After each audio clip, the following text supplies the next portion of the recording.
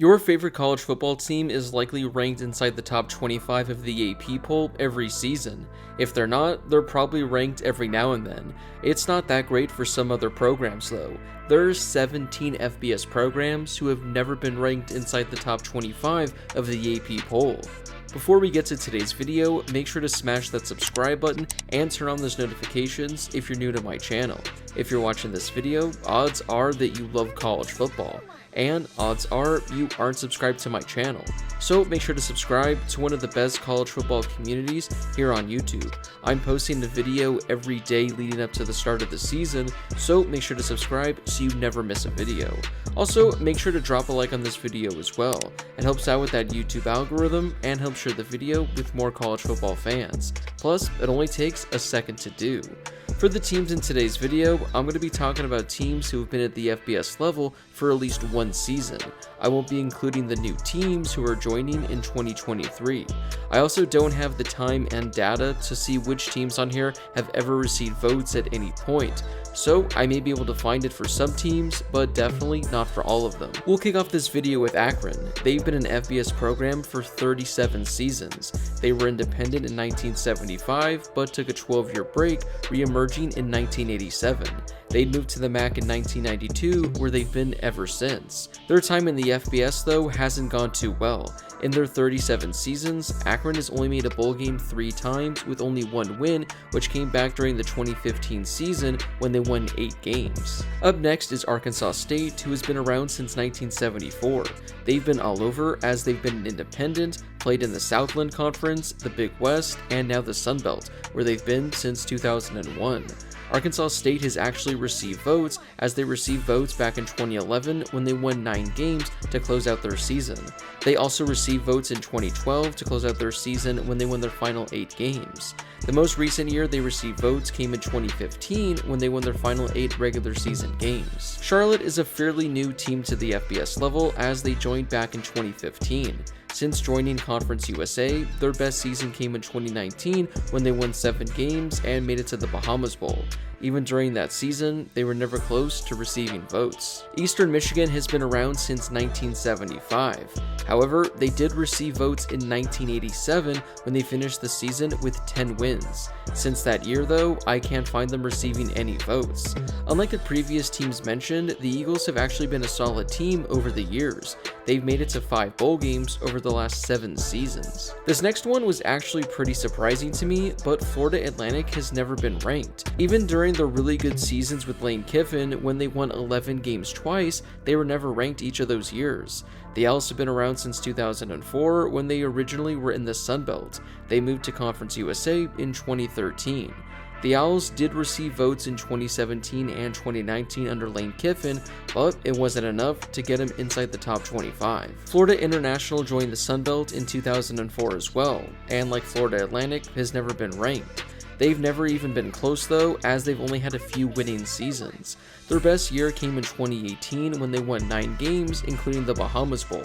Although they won 9 games, they didn't get a vote at any point during the season. Georgia Southern joined the Sun Belt in 2014 and has had 6 winning seasons, but they haven't been able to pull it off yet. They did get a couple of votes in 2018 when they finished the season with 10 wins. They also got 1 vote back in 2014 during their debut season after they won 7 consecutive games. Georgia State joined the Sun Belt in 2013.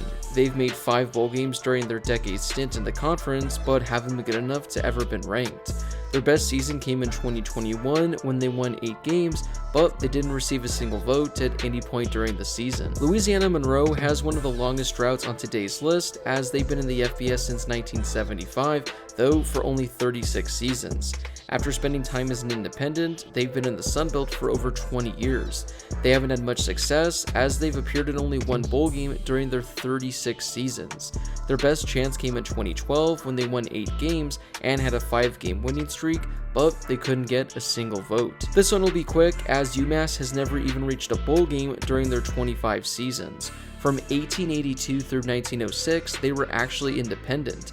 Then, after 100 plus years, they rejoined the FBS and were in the MAC for 4 years. They became independent again after that. During their 25 seasons, UMass has only won more than 5 games twice. once in 1899 and the other in 1901. Middle Tennessee joined the FBS in 1999 and has actually been pretty successful. They've made it to 10 bowl games and have 7 seasons with at least 8 wins. Surprisingly, they've never been able to crack inside the top 25 though. Their best chance was in 2009 when they won 10 games, including their final 7 games of the year. Unfortunately, it wasn't enough in the voters' eyes to give them just 1 vote. UNLV surprised me a little bit, but looking into their history, they've been a lot worse than I thought. Their history in the FBS goes back to 1978. They've spent time in the Pacific Coast Athletic, the Big West, the WAC, and now the Big West. They've made only 4 bowl games during their 45 seasons. Now, the Rebels actually did receive votes all the way back in 1984 after they won 11 games and won the California Bowl. Alright, here's some trivia for you if anybody ever asks who has the longest drought without ever being ranked. Well, we have our answer. New Mexico has never been ranked in their 91 years at the FBS level. They go all the way back to 1931, where they spent time in the Border Intercollegiate Athletic Association. Yeah, I've never even heard of that before. They were also part of the Skyline Conference, the WAC, and the Mountain West. They've been to a total of 12 bowl games over their 9 decades, but they only have one 10-win season back in 1982. Honestly, you gotta feel bad for the Lobos, and hopefully one year they'll be able to get it done. Old Dominion joined Conference USA in 2014, and actually got close in 2016 when they won 10 games. Actually, they didn't, as they didn't receive any votes at the end of the year, despite finishing their season on a 6-game winning streak. South Alabama joined the Sun Belt in 2012 and was awful through their first decade. 2022 was by far their best season as they won 10 games.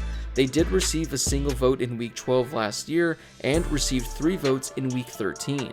They honestly seem like the best bet on today's list to snap the streak and be a top 25 team at some point next season. Texas State joined the WAC in 2012 and then moved to the Sun Belt. The Bobcats have never been bowling despite 2 seasons with 6+ victories. We'll wrap up today's video with UAB. The Blazers have been around for 25 years, but have only really been a solid team these last few. They've won 50 games since 2017 and have made 5 bowl games. Their best season was in 2018 when they won 11 games. They got close as they were technically ranked 27th based on their votes after week 12. That's the closest any team on today's list has gotten at any point. So those are the 17 FBS teams that have never cracked the AP top 25. If you were to make a pick, which team on today's list do you think is going to be the first to be ranked at any point in the near future? Before you leave, don't forget to smash that subscribe button and turn on those notifications if you're new to my channel. I'm posting a video every day leading up to the start of the season, so make sure to subscribe so you never miss a video. Also, don't forget to drop a like on this video as well. It helps out with that YouTube algorithm and helps share the video with more college football fans. Plus, it only takes a second to do. As always, thank you guys so much for watching, and I'll see you all in my next video.